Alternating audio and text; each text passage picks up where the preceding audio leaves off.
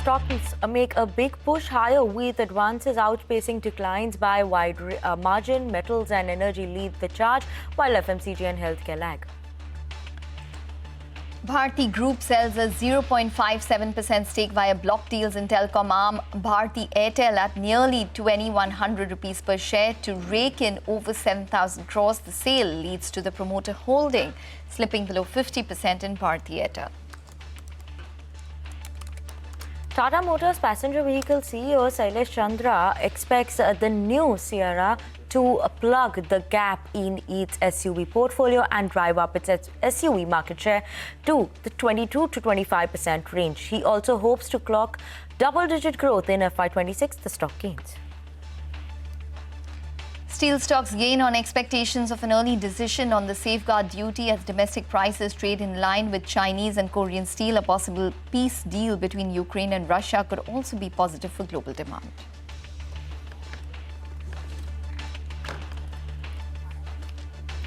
Hello, good afternoon. You're tuned into Halftime Report coming live from the CNBC-TV18 Motilal Oswal studios. I'm Vinny Motiwala. With me is my colleague Ekta Batra as well.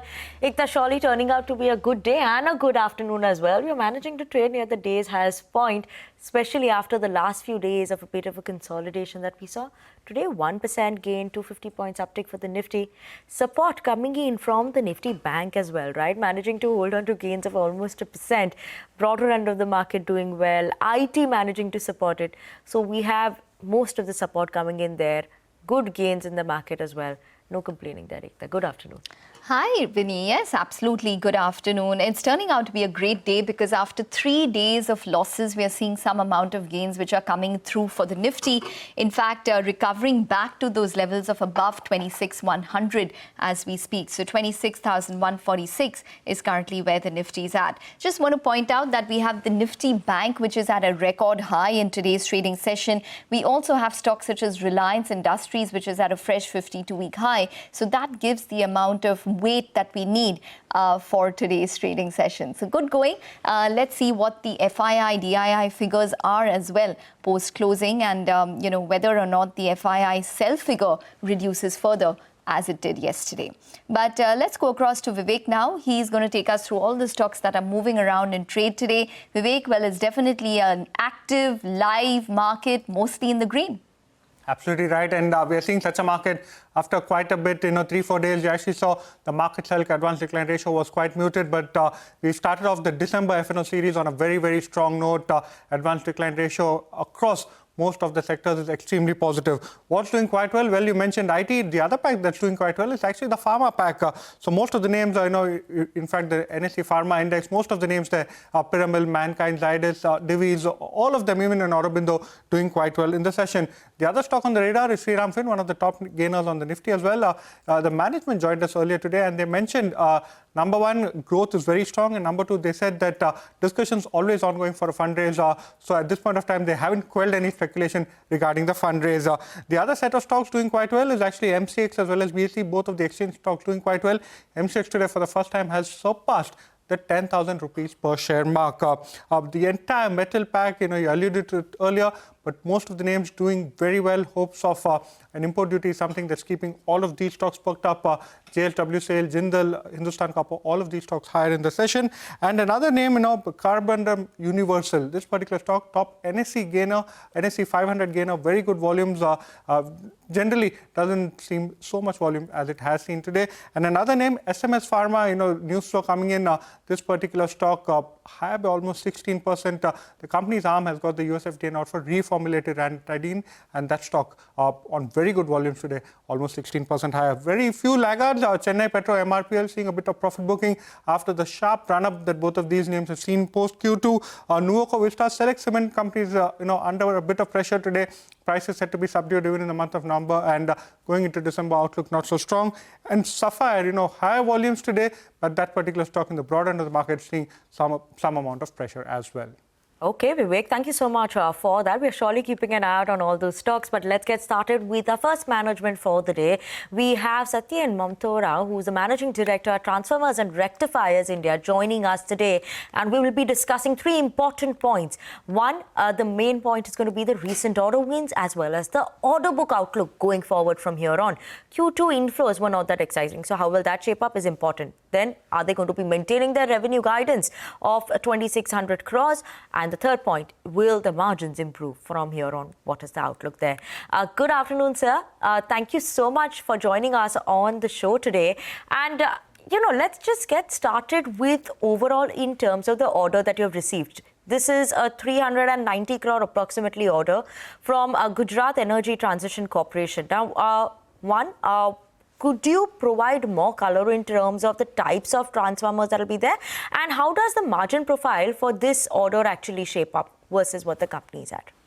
So good afternoon, Vinny and Ekta. So these transformers are mostly EHV transformers, extra high voltage transformers. This will be mainly produced in our Moraiya plant. And the order outlook for the remaining of the year is we will be closing at around 8,000 crores of unexecuted orders book this year. Okay, 8,000 crores is your unexecuted order book that you'll say by the end of the year is what we're expecting. By the end of the year. Yes, by FY26 end is 8,000 crores. You've spoken about it, so you're maintaining that as well.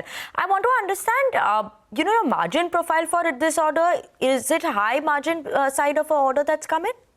No, it is approximately the same margin, around 15 to 16%. So there is no change in the margins. Okay, 15 to 16%. And order inflow, sir, when I just look at it on a year-on-year basis, in Q2, we've seen obviously that reduction coming in. You've maintained your guidance. So then, what is the reason for the decline in order inflow in Q2? And you expect a sharp pickup then in Q3 and Q4, right?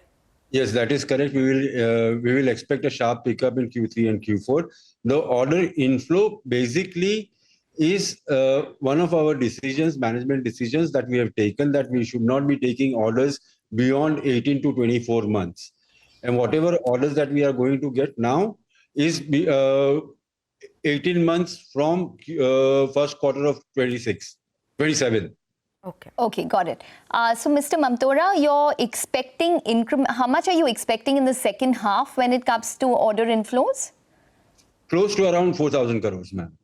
Okay, incrementally you're expecting around 4,000 crores, and it would be in this timeline of completion that you just spoke about. Yeah. You're sticking to your guidance for the entire year, which is around 3,500 odd crores in terms of total revenue, margins of around 17 to 18%. What would it be predicated on? Can you tell us what the second half is looking like? We have corrected our margins in the last meeting.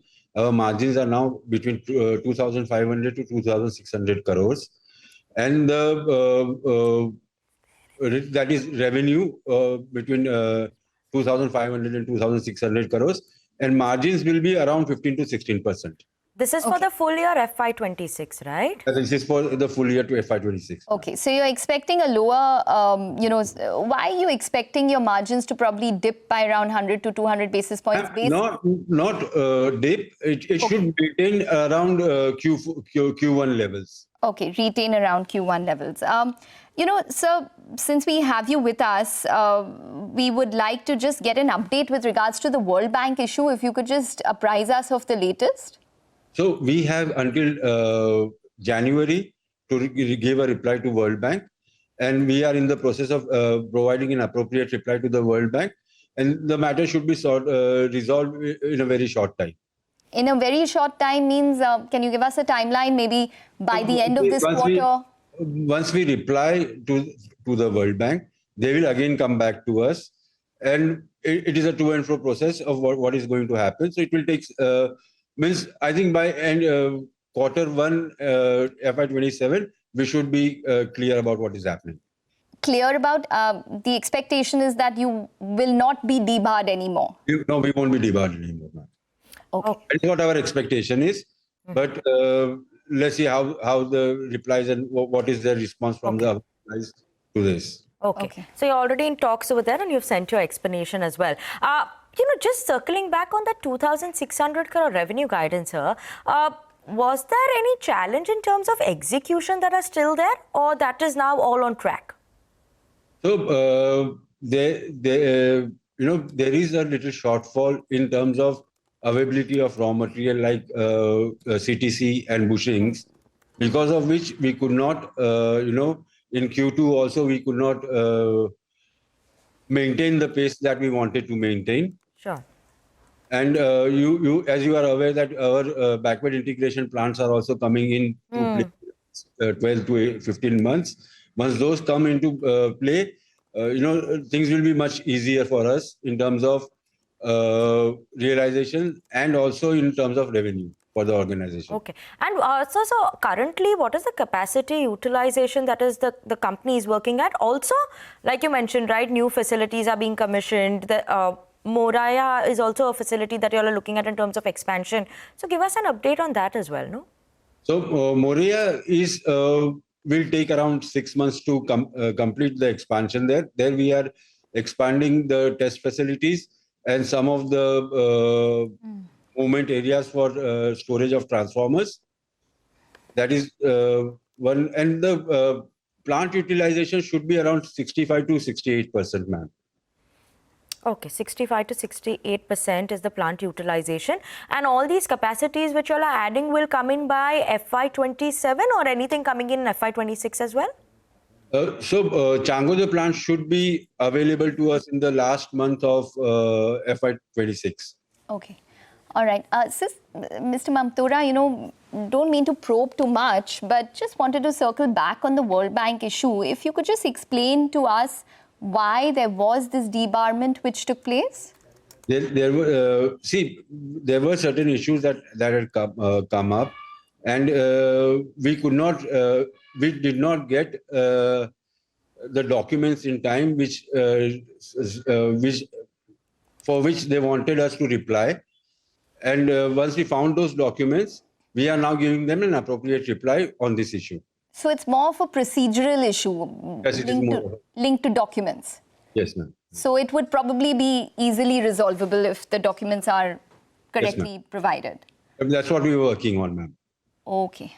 All right, Mr. Mamtora, we're going to leave it on that note. Thanks very much for joining in and speaking with us. So that's the management of transformers and rectifiers talking to CNBC TV18. As you can see, the stock is just about lower by around 1.6%.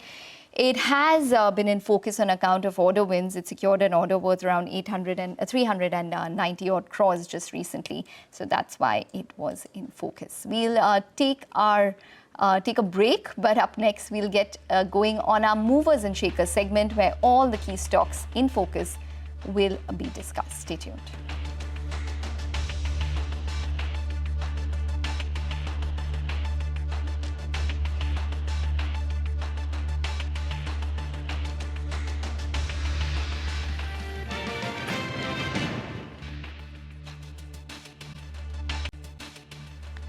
Welcome back. Well, for the markets, it's holding up steadily. So we have the Nifty, which is up around 273 odd points, and the mid-cap index, which is up around 1 odd %. And look at the advanced decline ratio. It looks spectacular at this point in time. Around 2,800 stocks advancing to around 1,266 stocks declining. So the huge gap is being maintained from the start or the get-go of the trading session. So that's definitely a positive indicator. But let's get to all of our stocks in focus in our movers and shakers segment. Let's kick it off with Bharti Airtel, which is in focus. It's a Nifty stock. Let's go across to Sud or rather to Vivek on Bharti Airtel. Well, that's right. Amongst the few stocks that are trading in the red today, and that is Bharti Airtel. So, just post-market open, we saw a large trade take place. Almost 0.6% of the total equity change hands, a little over 7,200 crore worth of equity actually changed hands. And as per the term sheet that we managed to access last evening, we understand that the seller in today's block was actually a Bharti affiliate, the promoter group affiliate, which is known as Indian Continent Investor. They held a little over 1.4% stake. So now they have paid close to 0.6% stake. Now, this is a little interesting given the fact that at the start of the month, you actually saw the other promoter entity, which is Singtel, pair a significant stake as well. And remember, both Singtel as well as the Bharti Group have said that eventually both of them will consolidate their stakes in a manner that they will reach parity. So it will be interesting to see what is the total amount of further quantum of stake sale that Bharti Airtel will see before it comes to an end. Okay, Vivek, thanks so much for that. But we have Keynes Tech that's buzzing in trade today as well. And this is after brokerages gave a positive note. There was an analyst meet that was held as well. So we have updates on that. Sudarshan is here for that. Sudarshan, over to you. So brokerages have returned on Keynes Technologies after company held analyst meet yesterday, and the commentary was looking largely positive, in which company has managed to keep the guidance for FY26 largely unchanged. Revenue guidance is in the range of 4,400 to 4,500 crore. Core EMS revenue guidance is in the range of 4,100 to 4,200 crore, and it believes that it can achieve $1 billion revenue target earlier than the target that it had given of FY28, and further fundraise that company believes that it's not required. And OSAT and PCB, these are two main segments, and that can become self-sufficient after the first year operation. That was by JP Morgan, which maintains overweight call and target is 7,550. Even Nomura has written on that. It maintains buy call and target is 8,478. It says that company has a focus on broad-based growth to aid the diversification, and OSAT and PCB is on track and receivables to normalize, and that is expected by the end of FY26. And company targets positive operating cash flow by FY26 as well, and it has executed 450 crore smart meter orders in H1 of FY26, and overall in FY26 it's expecting to execute smart meter order in the range of 800 to 900 crore. So overall, it's looking largely positive for Keynes Technology. At one point, the stock was up 2%, but still, it's in the green, up around 1%. Okay, well, Sudarshan, stay with us. Tata Motors PV has relaunched Tata Sierra. It's at an introductory price of around 11.5 lakh. The brokerages are maintaining a neutral call with a target of around 395. Tell us more about this launch. What's the response like? So it's a good-looking car that Tata Motors PV has launched. It's Sierra. It's a reborn. It's basically the new version of Tata Sierra, and the introductory price that company has kept it is of rupees 11.49 lakh. And if you take a look at the Tata stock today, it's up around 1.3% at this point. But this year in 2025, it's been one of the top, biggest underperformers in the auto pack. But as far as the Sierra is gone, now Nomura or most of the brokerages believe that it has the most features amongst all the Tata Motors passenger vehicle SUV, and bookings for this model are expected to start in December, and that is on December 16, and deliveries are expected to start by January of 16, and it's coming in 3 powertrain options. Now Nomura maintains neutral call, target is 395. It believes that this car carries forward the Sierra design into a modern avatar, and pricing is aggressive, and given the base variants, that also is feature loaded, and it expects potential sales of this Sierra of 10,000 units per month, and it could create a meaningful upside to PV growth expectations over FY26-28. So overall, it's looking largely positive as far as the launch of Sierra is gone by Tata Motors. Okay, so thank you so much for that. But, speaking to CNBC-TV18, Sailesh Chandra, CEO and Managing Director of the company, says that they are eyeing double-digit growth this fiscal year and expect SUV market to reach that market share of 22 to 25%. Listen in. It has been just another launch of a car. It's an emotional moment for us because, as you know, that Sierra was... the original Sierra was launched in sometime around 1991, 35 years back, and had got discontinued somewhere around 2001, 2002. So it's after literally 25 years that we were reviving this. You named the cars and you will see that there was a missing piece in the portfolio, because the way we have designed our portfolio that, say once a customer buys the car for the first time, maybe a Tiago, for the whole life cycle, whole life, the customer has an option of upgrading in the same showroom, which is the Tata showroom. So you have a full continuity that we have tried to give right from Tiago to Harrier Safari. But this was the missing link, which was the mid-size SUV, which Sierra very well fits in and gives the portfolio continuity that we wanted. Today we would be in SUV segment about 16-17% market share. We hope that with Sierra, our market share in SUV segment can go up to 20% plus, say 20 to 25%, anywhere between that. November, we see that the growth might be double-digit growth. So 3 months we have seen post GST that the growth rates have been in double digit, and therefore I hope that the sentiment continues going forward. FY26, I can only say that we are definitely eyeing a double digit growth. But in the first half, our growth rates were not that great. But in Q2, if you see, we were 10% growth. But in second half, we expect that we will be able to garner double digit growth. Okay, well, as we slip into a break, a quick programming note. If you are looking for the big bets and market themes for 2026, CNBC TV18 Access gives you a direct access to White Oak Capital's AMC's Ashish Sumaya and Prashant Khemka as they share their winning market themes and actionable investment strategies. Ask your questions live on 28th of November at 1:30 p.m. Become a member today on the CNBC TV18 app or log on to cnbc-tv18.com.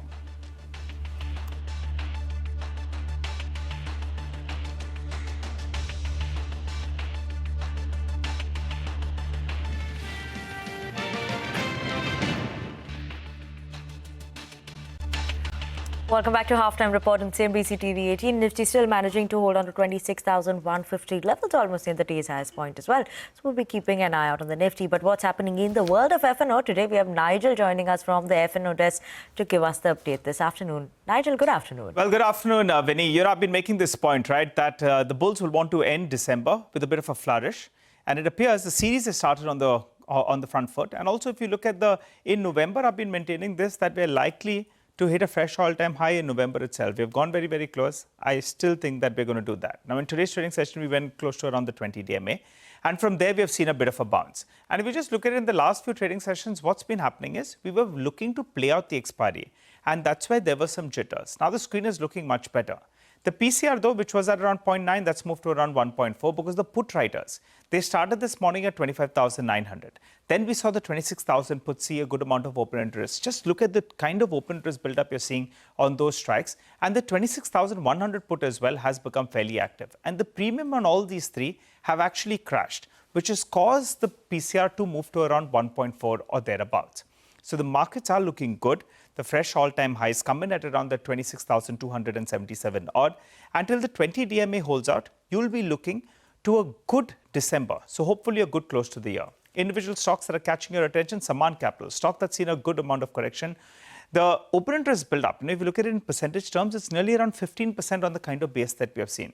So there are some fresh longs that are being added out there. I'll be interested to see whether or not that one stays in the F&O band. So we'll keep an eye out on Saman Capital.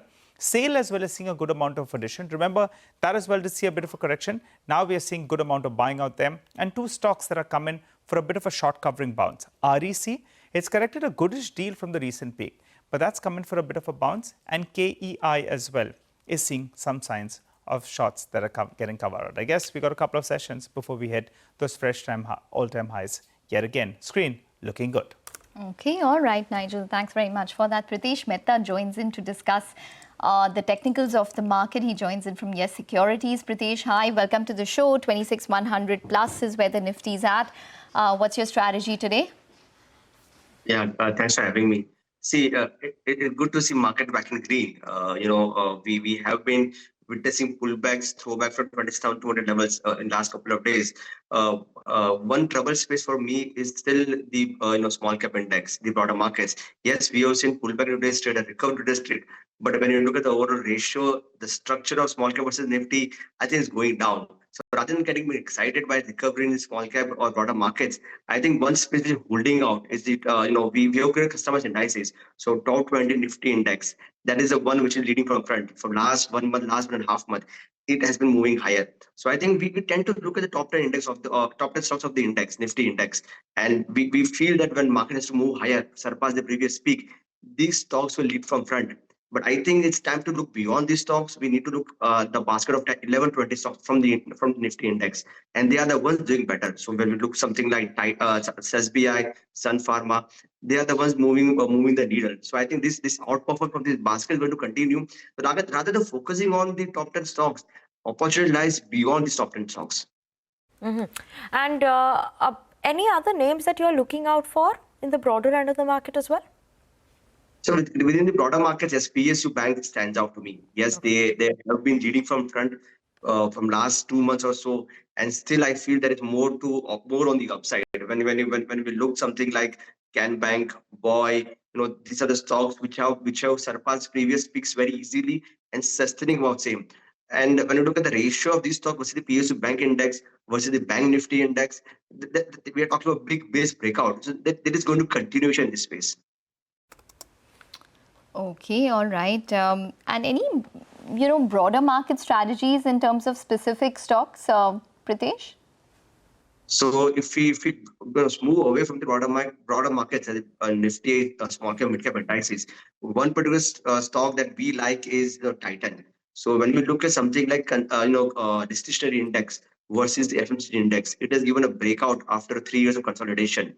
So if we go through the discretionary basket, Titan is the one which stands out for me. We have already seen a move from 3500 levels, 3900 levels, and if I go through the overall chart pattern, I can see bullish turtle breakout taking place, ankle follow through coming to play. So a move towards 4300 is possible in this stock, and the stock would be around 3750. Okay, Pritesh, thank you so much for joining us today, talking about a lot of individual names as well as the market. Thanks always for joining in. But on that note, we're going to slip into a very short break. On the other side, we'll have Manisha Gupta, who will be in conversation with Deepak Balani, who is the DG ISMA, and stay tuned for that conversation.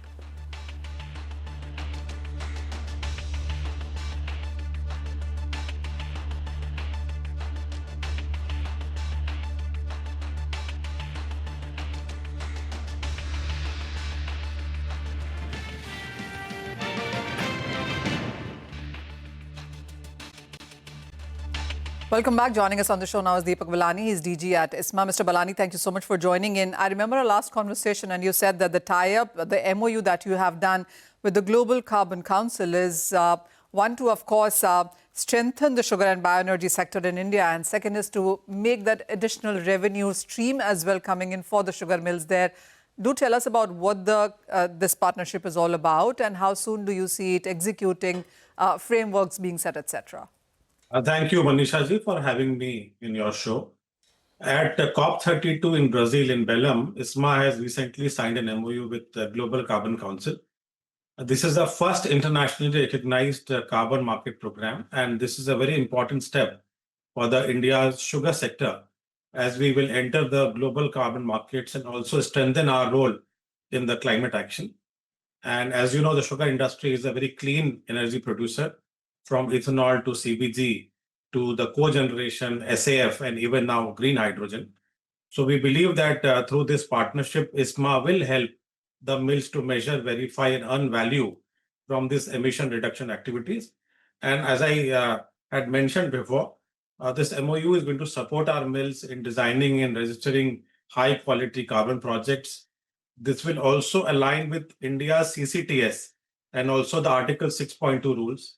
And it will give a clear access to our mills to the global voluntary and bilateral carbon market. So perhaps this will open, as I very rightly said by you, this will open new revenue opportunities for the mills, enhance their sustainability credentials, and also at the same time strengthen the India's clean energy leadership.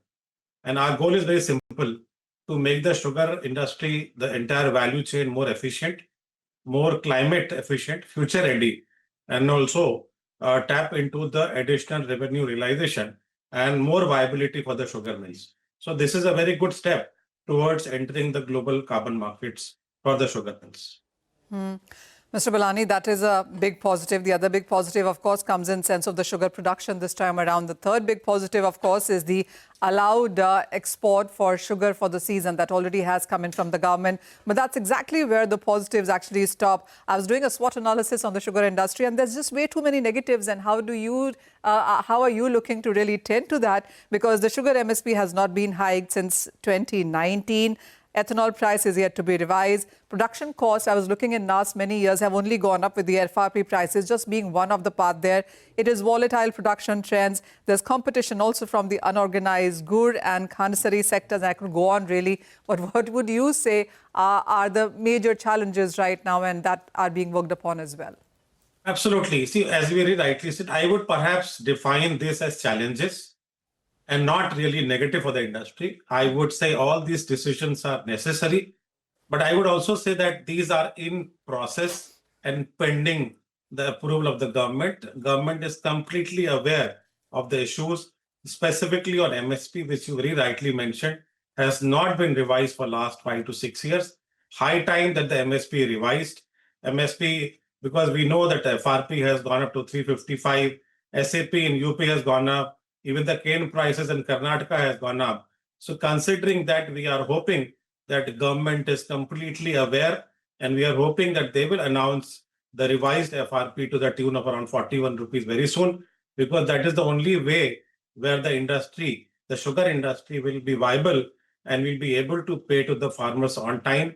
So to avoid any further cane arrears during the end of the season, I think MSP revision is utmost important. As you very rightly said, we have thanked the government. I think very proactive step of allowing export of 1.5 million tons. I believe the market is also inching up and sending a signal that in times to come, maybe 15, 20 days from now, the global market will start accepting Indian sugar. Mr. Balani, the international cues are quite on the bearish side, but I get your point. As Brazil sugar is done with, Indian sugar perhaps will find a market there. But what is it that ISMA is working with in sense of global surplus estimates this time around for the season? See, we have a production estimate of around 343 lakh tons, and with around consumption of around 285 lakh tons and an export of 15 lakh tons. We already have the diversion of around 34 lakh tons, which is in the cycle 1. We are also hoping that there would be slightly more diversion towards ethanol in the cycle 2. So we are still looking at a closing stock of around 60-65 lakh tons, which perhaps is a very good closing stock. However, the right balance is very important. And we hope that we will be able to export 15 lakh tons, and we will have only balanced sugar in the country, so that the prices are maintained at a stable level, and the industry gets viable prices for their sugar, so that the revenue realization and the revenue of the sugar mills are viable, so that we can pay to the farmers on time. So we are hoping for a good season, a balanced season. We're only hoping that the government will now announce the revised MSP, and also I believe on the ethanol pricing, something will come up very shortly. One more thing, Mr. Balani, and what is your sense on the global market surplus, and how are you looking at the global prices going forward from here? Because this year as well, the raws have seen a decline by nearly 22% from where we stand. See, as far as the global stock is concerned, we are looking for a surplus overall. We'll be looking at an overall surplus of around 4 million tons globally. Having said that, there would be a window of low quality whites starting December 15 until March end, before the Brazilian sugar hits the global market. So there is a window for Indian LQWs and also some raws. I believe the international market for whites will inch up and will be viable for the mills to export.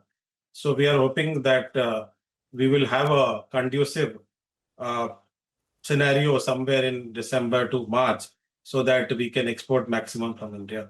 We already have inquiries from countries like Afghanistan, Kazakhstan, and also some African countries. All right, Mr. Balani, thank you so much for joining in. So mixed cues really coming in from sugar, but as Mr. Balani chooses to say, it's not negative, just some challenges where the government is aware of and perhaps would be worked on as we go ahead from there. Well, with that, it's time for a short break. When we come back, we'll put more focus towards markets and stock specifics.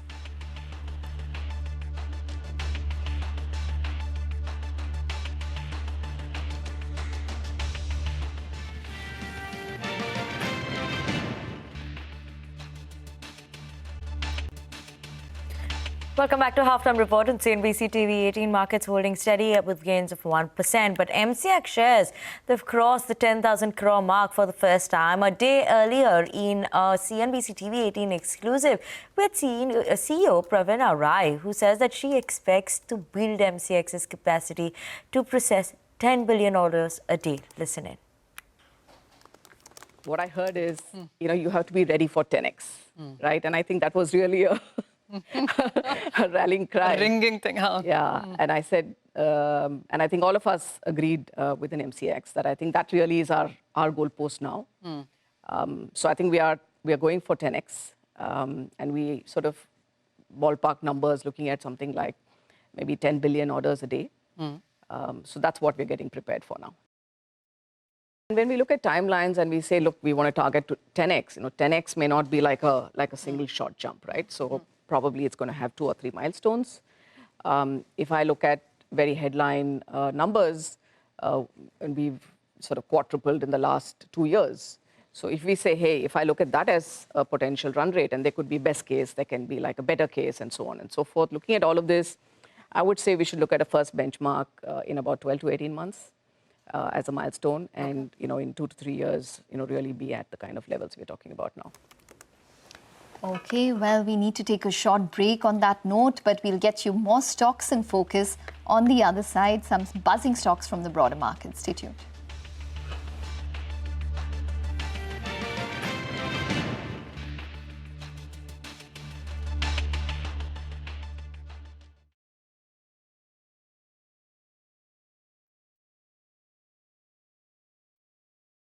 Welcome back. Well, just look at a couple of stocks. SMS Pharma stands out in today's trading session. That stock is up around 14 to 15%. That is because their associate company has received approval for ranitidine, which is basically the acid reflux drug, which was withdrawn from the US markets around 5 years ago. So their associate company has received approval for the reformulated ranitidine.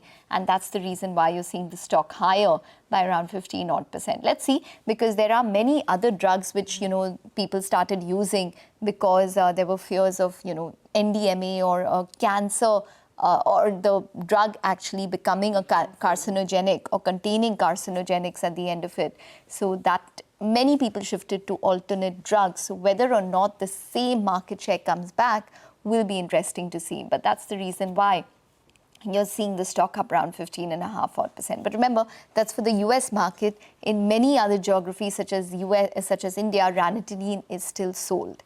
But nonetheless, that's on SMS Pharma. That's all the time that we have on the show as well. The Nifty is up around 1%, and we have an advanced decline ratio, which is maintaining on the advancing side. Business Lunch up next.